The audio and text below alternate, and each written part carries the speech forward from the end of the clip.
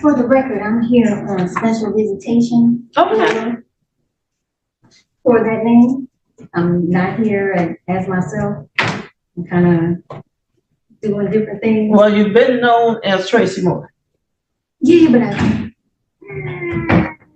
don't know what that means. Yeah, Judge, if we're gonna play this game, I'm asked for a default enter now. I can't do that. I'm just saying. well, oh wait. So, ma'am, what was this comment I didn't hear? I'm sorry. He was saying that if you're not Tracy Moore occupant, and there's no other occupants here. Well, I'm not an occupant. I'm here because this is my home, you know, and it's a consumer good, and it's a consumer good. It's my home. It's where I live. Well, I have more than what are you getting consumer good from them? You don't, UCC? No, What's in that? Because a home is not a consumer good. It is. It's where I live. It's an essential consumer good. Yeah. Because it's where I live. Okay. Yeah. So, I lay my head. So what is your name?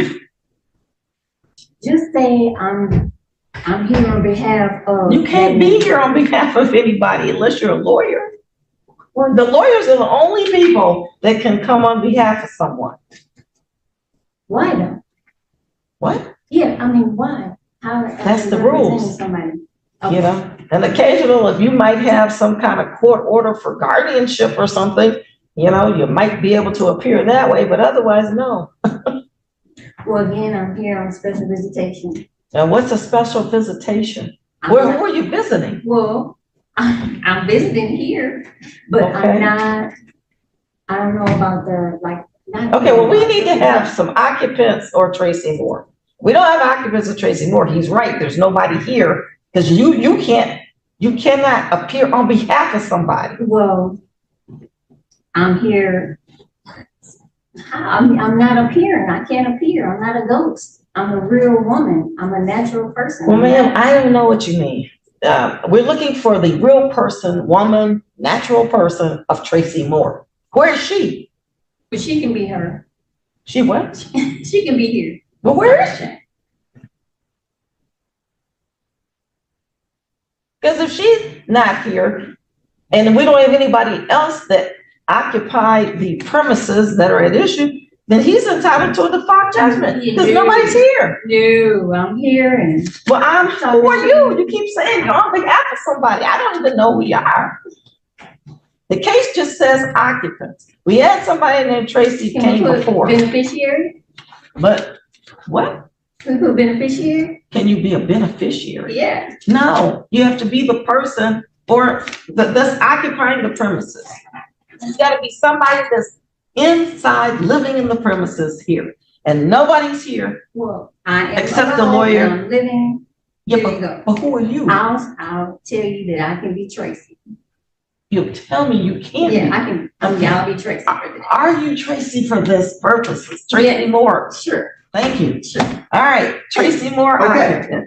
Fantastic. Your Honor, this has to do with a foreclosure of residential real property located at 19710 West 13 Mile, apartment 206 in the city of Beverly Hills within this court's jurisdiction. There was a foreclosure sale that commenced on January 10th. The case was subsequently filed for possession of the property because the redemptive amount was not tendered to HP Foreclosure Solution, redeeming the property. Okay, hold on, Mr. Callahan. I have received from the person stating for the purposes of this hearing to be Tracy Moore, I don't know what this is, a notice of payment of $153,749.97. It's clear on the face that it's not a check. It was not tendered. When I asked the young lady standing next to me if that amount was paid, she stated that no amount was paid. Because what is it that she gave you? I don't know. It's a notice of payment under as defined by 12 CFR section 229.2 sub U, which is a non-negotiable instrument apparently, but it's not a check. So no money has been tendered. Okay. There's a series of IRS filings that are not applicable to anything at all. I don't know if that was filed with the court, but the crux of this is that the redemption was not paid, was not tendered to my client. My client has title vested 100%, and they're seeking possession at this point. Was there a dispute as to this? Yeah, it's a dispute. It's my own. Okay, well, I'm in there. what is your dispute? Where is the contract that I have with them, with HP? I'm not a tenant. I've been there for 8 years. I have invested, more than invested interest in the home. It was foreclosed unlawfully, and I'm in the process of filing a court case on this. I know I'm behind schedule on this. I don't know what the schedule for that is. I Yeah. can say this, though, that I do have a sheriff's deed. It seems to me, Your Honor, that the lady standing to my right is trying to challenge the foreclosure, and that time period has well passed, and this is not the court to do Yeah, that. that we're in the wrong court. No, we're not, Your Honor. Yeah, because I'm not a tenant. I'm a Okay, owner. man. Well, that's just the characterization of landlord and tenant.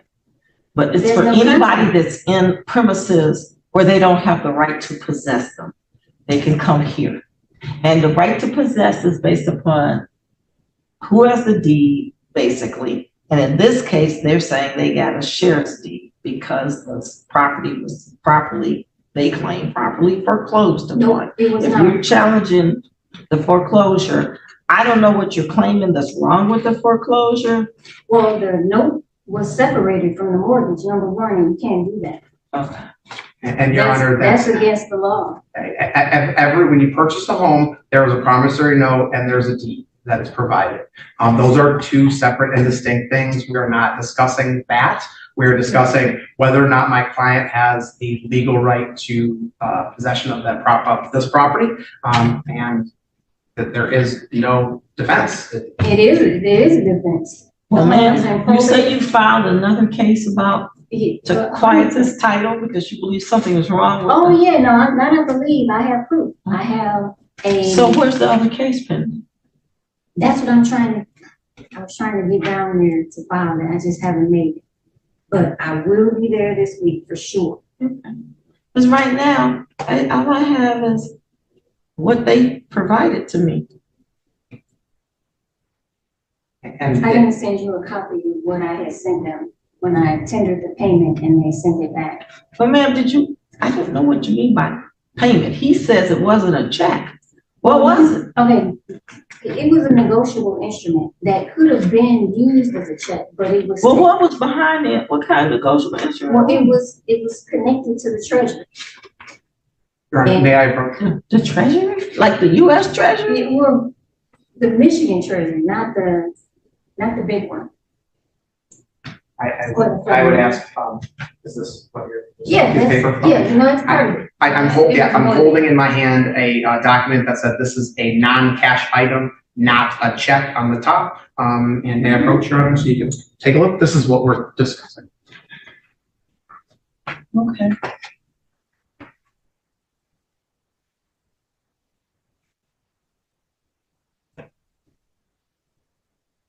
I don't know what this is. It's got some numbers on it. It's not drawn from a bank. It's not a check. It was gonna be drawn. from- Payable through Tracy Moore and done in good faith. That's her address. It says it's paid to HP foreclosure. And then it Yeah, has the one- United States Treasury, Yeah, Pennsylvania one- Avenue, four. real property for set off and adjustment. And it's signed by Miss Moore without recourse. This says void where prohibited, non-cash item per 12 CFR subsection 229.2 U1, 2, and 4. And it says here, this is a non-cash item as defined by that section I just said of CFR and issued according to 12 CFR 229.2 K3 and 4. Non-cash item means an item that would otherwise be a check, except that a passbook, certification, or other document is attached or is accompanied by special instructions with a request for special advice on payment or dishonor, or it has not been pre-printed pre-printed or post-encoded in magnetic ink with the routing number of the paying bank. I believe, in other words, it's a piece of paper. It's not. A negotiable demand draft by the U.S. Treasury, a demand draft drawn on the state government or unit of general local government that's not payable through a bank. Okay, I mean, you just, I don't know what this is, but you said that no money accompanied this. So, and this was, I don't know when it was dated, June 10th. Mm-hmm. It was within the time period. But they held it and then. Well, let me ask you this. Sent it back. Where were they supposed to cash this? Well, they would have sent everything to the Treasury. It was all the original was everything. All they had to do was just send it to the Treasury.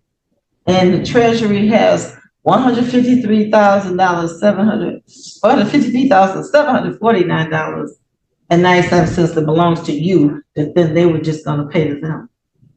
Yes. Okay. I don't see how that could happen. Well, we wouldn't know because they sent it back. Because my client can't do anything with that. Well, when I called, why didn't they say that? They held it for 2 weeks. They don't need to do anything with that. It's not a payment. If there was a payment, they would have to accept that payment. There was no payment.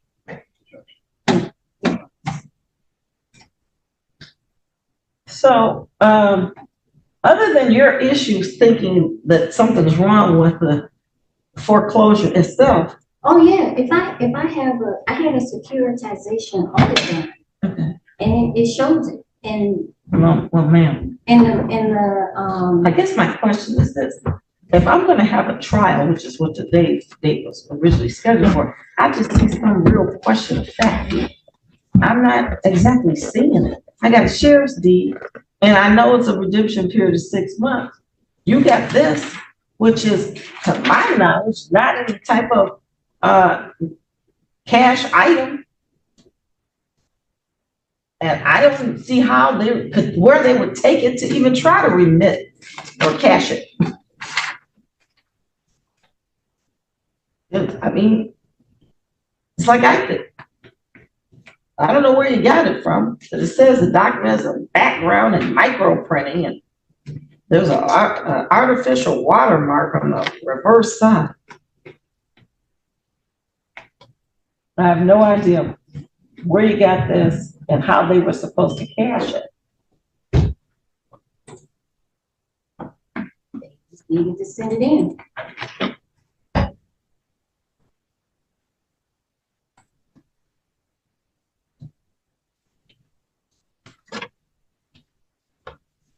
And I would like to know how do they have title if I'm living in a home? I thought 9/10 of it was possession. I don't know what that means either. I can tell you that they went through what is known to be a valid process in Michigan, which is a foreclosure by advertisement. That is so not constitutional. And that was why I had brought up your oath also, to kind of make sure that I got a little help, because you took an oath to uphold the Constitution. And I'm very fully willing and able and capable of doing that. But where's the constitutional issue here? Well, this is a matter of Michigan statute. No, but it's not a law. Statutes are not laws. Okay, well, then what are they? What do you mean, what are they? If they're not laws, they're on the book. They're on the books as laws in this state. So I'm not sure if they're not laws to you, what are they then? No, I mean, they're laws in a sense, but not laws by the Constitution. They're not laws made from Congress. Congress makes the law. Well, ma'am, there's federal law and there's state law. Yes, but state comes from the federal. No, it doesn't. What do you mean it comes from it? Do you realize you got 50 sovereign states here that can do their own thing, separate and aside from what the federal government does? And they do it all the time. All the time. What they can't do is something that is a constitutional violation of their state constitution or the federal constitution. I don't see what this is a violation Wait, who? of a constitution. Just to foreclose on property when the bill hasn't been paid. But it was foreclosed unlawfully from Huntington. They didn't have a right to foreclose. They separated the note. And that's a known fact. They never recorded the note. They recorded the mortgage. And you're not supposed to do that. That's what part of the affidavit said on the man, the gentleman that did the audit for it. That is not lawful. Your Honor, if that's the case, there was plenty of time to challenge that in the circuit court. This is not the forum for that. The time has lapsed for that to be challenged. No, it's fraud. It's always a challenge in fraud. You know, I've got some case law somewhere on the fact that, you know, the time to challenge these kinds of things in the foreclosure would be during the time that you have redemption. It would be at the circuit court. I mean, at this point, the redemption period is over, but if there's something that went wrong with it, the circuit court could rule on it, but you don't even have a case there. Or I will. I'm working on it. Well, you know, ordinarily, I mean, this would be the trial date, but I just don't see where the issue of fact is that would require us to actually have a trial in this instance. What I'm asking, can you give us a trial date, please? This is the trial date. Oh, okay, I just misunderstood you. Yeah, this is the trial date. And of course, I'd have them call witnesses if I thought it was necessary, but I don't see where it's necessary. I mean, all the documentation he has looks good, and you don't have any documentation that says this is not good, except for your statements that you believe are accurate. And if you wanted to file something, you have plenty of time to file something, Ms. Moore, to challenge this in the proper court. This court just says, was there a proper foreclosure? You know, did they follow? There's just a process. There's procedures, you know. When they file it, they have to give certain notice, do certain things, give a redemption time. They still didn't do that properly. Well, what didn't they do? Well, they were supposed to have served me and they didn't. They Served you or what? Served me of the first paperwork. They were sticking stuff on. So you say it was never noticed in any kind of way? It wasn't tacked? No, I'm not saying never, but I wasn't personally served. You don't have to be personally served if they can't find you personally. They have alternate means to tack and do things. They didn't really. But still, this. Did you want to add case, something to that? No, Your Honor, I'm just asking for a judgment to issue provided until December 7th for all occupants of the residential real property at 19710 West 13 Mile, apartment 206. No, wait.